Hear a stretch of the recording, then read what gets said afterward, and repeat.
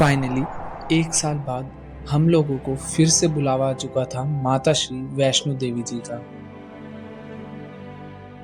जयकारा मां वैष्णो रानी का, बोल सच्चे दरबार की जय। लाखों भक्त यहाँ आते हैं बस इसी उम्मीद में कि एक दिन उनकी भी मन्नत पूरी होगी।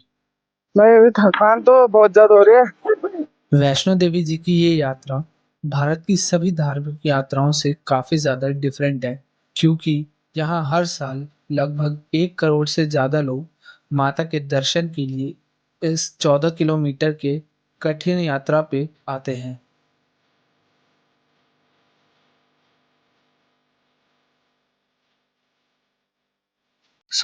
लास्ट टाइम जो हम वैष्णो देवी गए थे वो हम गए थे लगभग आज से 2 साल पहले 2024 में, और तभी मैंने अपना अराउंड फर्स्ट ब्लॉग भी अपलोड करा था। माता के दरबार से कह लो कि मेरी ब्लॉगिंग जर्नी की शुरुआत हुई थी। तो अभी हम दोबारा से माता के दर्शन करने जा रहे हैं वैष्णो देवी में। इस बार सिर्फ मैं, मम्मी, पापा, दीदी, हम 4 लोग जा रहे हैं। अराउंड हमारी ट्रेन जो है 9:30 के करीब की है, और बाकी कैब अभी नीचे आ चुकी है, तो जल्दी से चलते रेडी होते हैं। ट्रेवल की जितनी भी डिटेल्स होगी वो मैं वीडियो के एंड में आपको ऐड कर दूंगा, आप चाहो तो वहां पे भी जाके देख सकते हो। जय माता दी।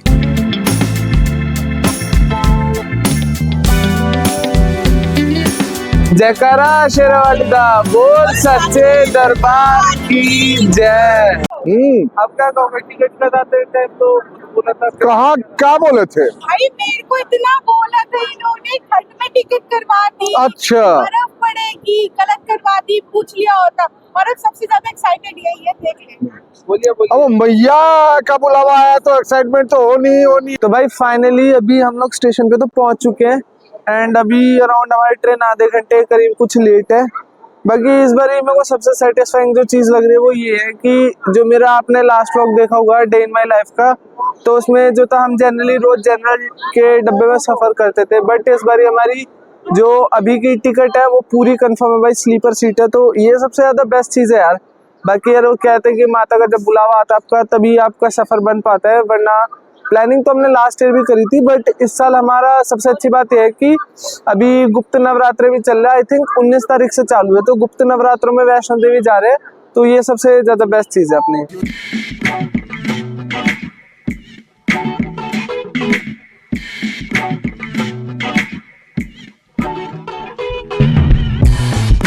कैसा रहा आपका एक्सपीरियंस? बहुत बढ़िया, सीट रिजर्व थी, बड़े आराम से सो कर आए और लोग भी अच्छे मिले।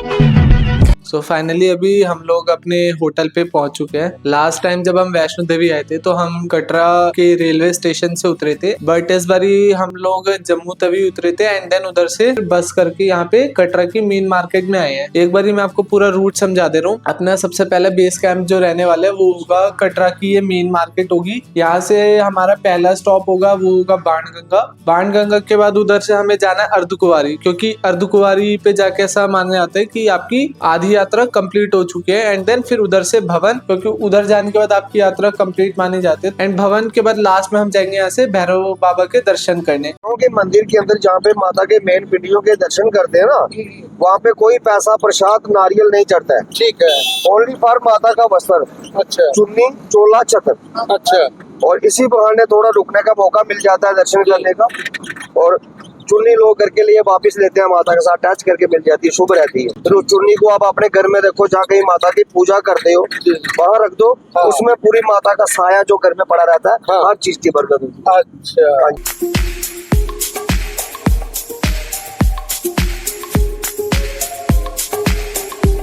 फाइनली हमारी यात्रा शुरू हो चुकी है। अभी हम यहाँ पे कटरा के मेन मार्केट में आए हैं। यहाँ पे अभी हम लोग एक दुकान पे रुके हैं जहाँ पे हम थोड़ी बहुत शॉपिंग करें, जैसे कि माता की चुन्नी वगैरह और जो माता की वो जो और भी चढ़ावा वगैरह चढ़ते हैं और लाठी वगैरह, वो सब भी हम थोड़ा परचेज करेंगे एंड देन यहाँ से बाणगंगा से फिर हम अपनी यात्रा आज की शुरू करने वाले हैं। बाकी वैसे लास्ट टाइम हम लोगों ने 12 बजे तक अपनी यात्रा शुरू कर दी थी, बट इस बार थोड़ा हमें लेट हो गया। इस बार 2-3 बजे तक हमारी यात्रा शुरू हो गई है, तो अभी टाइम थोड़ा हमें आज लग सकता है, हो सकता है रात तक हमें दर्शन हो। बाकी जल्दी से अपनी यात्रा शुरू करते हैं माता का नाम लेके।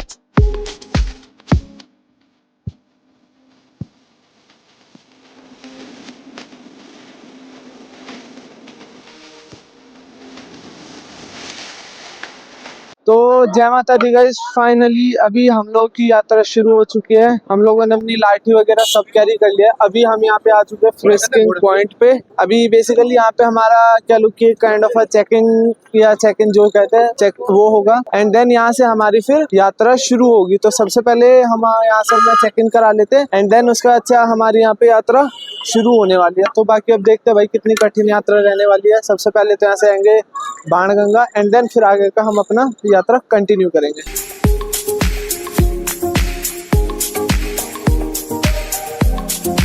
जयकारा मां वैष्णो रानी का, बोल सच्चे दरबार की जय। बेसिकली यात्रा के ना 2 मार्ग है, देखो एक है ताराकोटा, एक है पुराना मार्ग। और अभी हम लोग जिससे आ रहे हैं वो पुराना मार्ग है, क्योंकि पुराना लास्ट टाइम जो हम वैष्णो देवी आए थे उसमें भी हमने पुराने वाले मार्ग से ही अपनी यात्रा करी थी। पुराने मार्ग में होता है ना, वहाँ पे घोड़े खच्चर ये सब ज्यादा देखने को मिलता है, लेकिन रौनक वहाँ पे बहुत होती है। यही चीज है कि भाई आप जब भी आओ ना तो पुराने वाले मार्ग से अपनी यात्रा करना, क्योंकि पुराने वाले पे थोड़ी रौनक रहती है, तो यात्रा करने में मजा आएगा भाई। बस वही है कि जितना ज्यादा आप इंजॉय करके यात्रा करोगे थकान उतनी कम होगी।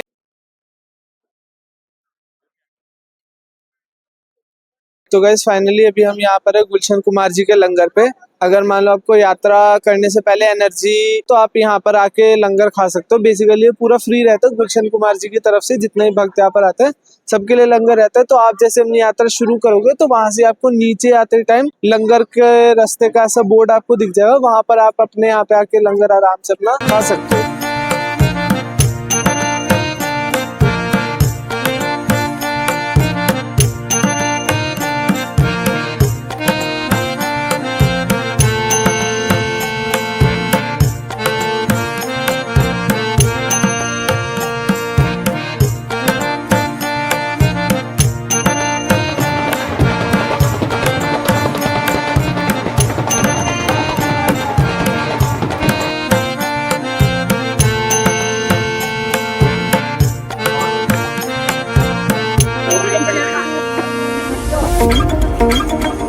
भाई अभी ना वैष्णो देवी की हमारी जैसे यात्रा है ना, तो ओवरऑल अगर बात करें ना, आपको अगर घोड़े पिट्ठू पालकी से जाते हो तो आपको अराउंड लगते हैं 2.5-3 घंटे हार्डली। बट जैसे अगर आप फैमिली के साथ आ रहे हो ना और अकेले पैदल यात्रा कर रहे हो तो आपको मिनिमम लग जाता है अराउंड 6 घंटे मिनिमम, मान लेंगे डबल टाइम आपको। और कहते कि अराउंड 12 या 14 किलोमीटर समथिंग कुछ ऐसा ही है, 12 या 14 किलोमीटर की यात्रा है। तो अभी जैसे दीदी है, मैं हूँ, अभी हम लोग चल रहे हैं। मम्मी पापा तो पीछे छूट गए हैं। बस ये कि आप जब वैष्णो देवी चढ़ो तो थोड़ा स्टार्टिंग में अपनी एनर्जी नॉर्मल रखना, स्टार्टिंग में थोड़ा आराम आराम से चलना अपना एंड देन फिर उसके बाद अपनी एनर्जी पूरी करना, क्योंकि जितना आप ऊपर जाते होगे ना आपकी सांस वैसे ही।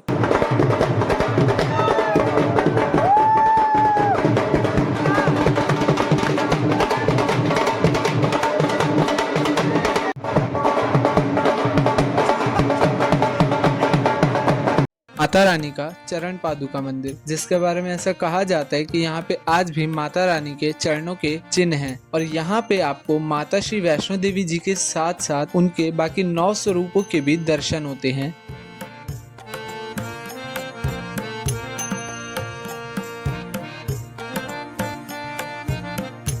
भाई अभी थकान तो बहुत ज्यादा हो रही है।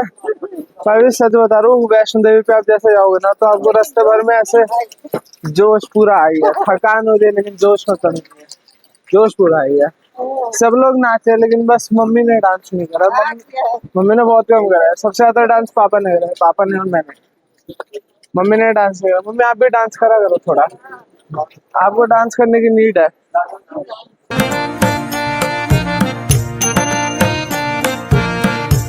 तो गाइस फाइनली अभी हम लोग चरण पादुका पार करके आ चुके हैं एंड अभी यहाँ से जा रहे हैं हम लोग अर्धकुंवारी की ओर। बाकी अभी हमारा अराउंड 4-5 किलोमीटर का डिस्टेंस कवर हो चुका है। एंड हाँ, थकान तो भाई हुई भी है क्योंकि थोड़ी सी खड़ी चढ़ाई है। यही इतनी देर में अगर ये सीधी यात्रा होती ना, 4-5 किलोमीटर कब कवर हो जाता पता भी नहीं चलता। बट हाँ, अभी थोड़ी सी थकान तो हो रही है। मम्मी दीदी आगे निकली हुई है, बाकी पापा और मैं अभी इधर चल रहे हैं।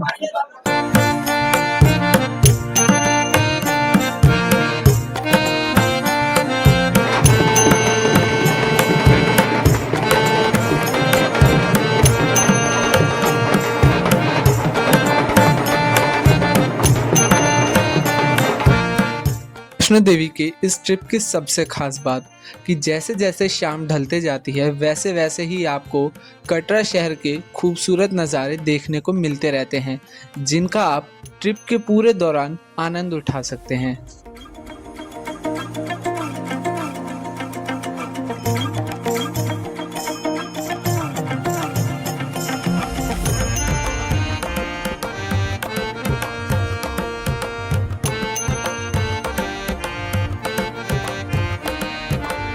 सो फाइनली गाइस, हम लोग यहाँ अर्धकुंवारी में पहुंच चुके हैं। अर्धकुंवारी पे बेसिकली कहते हैं कि आपकी half of the journey complete हो जाती है। यहाँ पर आने के बाद बेसिकली वैष्णो देवी में 2 गुफा होती है। एक है गर्भजून गुफा जिसकी हमने पर्ची कटा ली है, एंड उसके बाद यहाँ से भवन जाने का रास्ता उधर की तरफ से है, जहाँ से आपको दिख रहा होगा वे टू भवन। एंड अभी यहाँ से हमारा जो नंबर है 300 समथिंग के करीब कुछ आया है, तो वो हमारा सुबह तक होगा दर्शन। बाकी यहाँ से अब सीधा चलेंगे भवन। तो अर्धकुंवारी से भवन जो है करीब 8 किलोमीटर के करीब समथिंग है। तो यहाँ से चलते जल्दी पहले भवन के दर्शन करने माता के, और उससे पहले यहाँ पे लंगर भी है, तो अगर आप चाहो तो यहाँ पे लंगर भी अपना खा सकते हो।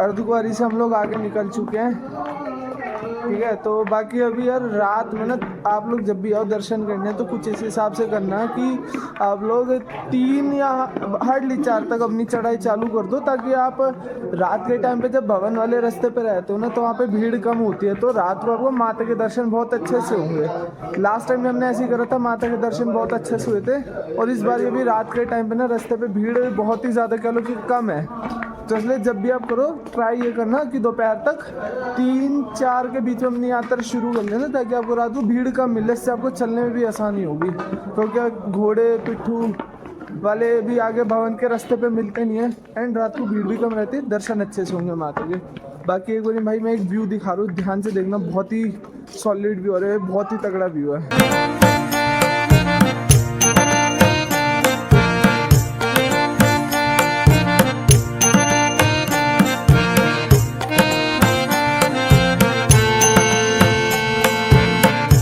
तो भाई जय माता दी, finally after 10 kilometres of hard track, 10 to 12 kilometre के भाई इस हार्ड ट्रैक के बाद फाइनली भवन की झलक दिख गई। और मैं दिखा दे रहा हूँ, दिस इज भाई, ये देखो, ये रहा भवन, थोड़ा ब्लर दिख रहा है।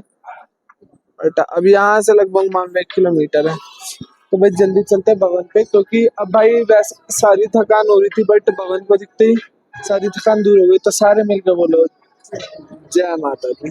भवन के अंदर तक का तो मैं आपको शूट में नहीं दिखा सकता, क्योंकि वहाँ पे भवन के अंदर किसी भी प्रकार का इलेक्ट्रॉनिक डिवाइस, चाहे मोबाइल हो, कोई चार्जर हो, या फिर किसी भी टाइप का कैमरा ले जाना अलाउड नहीं था। इसलिए जितने भी शॉट्स थे वो मैंने भवन के बाहर से ही कवर करे हैं। एंड हाँ, सारे लोग कमेंट में मिलके लिखना, जयकारा शेरवाली दा, बोल साचे दरबार की जय।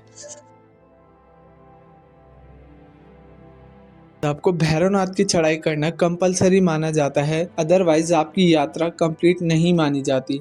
जिसके लिए आपके पास दो रास्ते होते हैं, या तो आप रोपवे के थ्रू जाओ या फिर आप पैदल यात्रा करो। रोपवे के लिए आपको या तो आप ऑनलाइन बुकिंग करा सकते हो, या ऑफलाइन बुकिंग के लिए रोपवे के लिए या तो आप ऑनलाइन बुकिंग करा सकते हो या फिर टिकट काउंटर पे जाके अपनी टिकट कटा सकते हो, जो कि आपको 100 रुपये पर पर्सन की पड़ती है, जो कि आपको केवल 2 घंटे के लिए आपकी एक टिकट वैलिड होती है, जिसके थ्रू आप भैरवनाथ की चढ़ाई पे भी डायरेक्ट जा सकते हो। तो गाइस फाइनली अभी हम लोग रोपवे की लाइन में लग चुके हैं। तो अराउंड हम सुबह करीब 6:15 के करीब लगे थे रोपवे की लाइन में, एंड हमारी टिकट वगैरह रोपवे वगैरह ये देखो। तो हमारी टिकट अभी कट चुकी है, जो कि अराउंड 100 रुपये पर पर्सन की है। वैसे अगर आप भैरव बाबा की पैदल चढ़ाई करोगे तो आपको अराउंड पड़ेगा 5 किलोमीटर के करीब का चढ़ाई और 5 किलोमीटर के करीब की उतरने वाली है, तो आपको इतना पड़ेगा। बाकी 8:15 या 8:30 के करीब टिकट बटना चालू हुई थी। अभी यहाँ से चलते हैं भैरव बाबा के दर्शन करने, क्योंकि कहते हैं कि आप वैष्णो देवी की भले पूरी चढ़ाई कर लो, बट कि आप भैरव बाबा के दर्शन नहीं करते आपकी चढ़ाई कंप्लीट नहीं मानी जाती। तो इसलिए अभी हम यहाँ से जा रहे हैं भैरव बाबा के दर्शन। वैसे 2 टाइप के आपके पास रास्ते रहते हैं दर्शन के लिए, या तो आप पैदल जाओ या फिर रोपवे से। तो अभी हमने टिकट ले लिया और रोपवे की लाइन में लगे, जल्दी से चलते भैरव बाबा के दर्शन करने।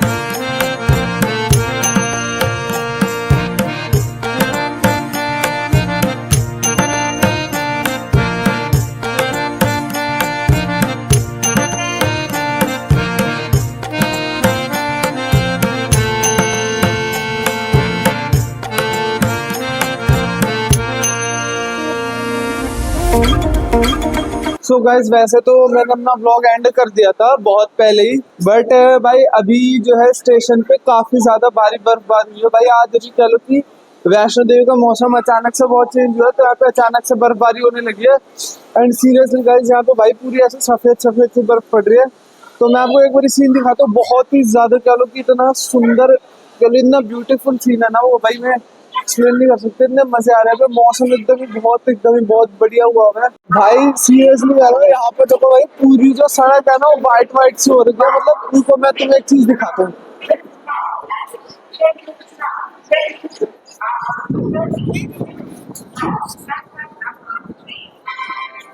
भाई अभी ना चलो कि पूरा मौसम शांत था, अचानक से बर्फबारी होने लगी है। एंड भाई सारे लोग निकल के आ रहे, बाहर आ चुके, स्टेशन जा रहे, पूरा से सफेद बर्फ गिरी है।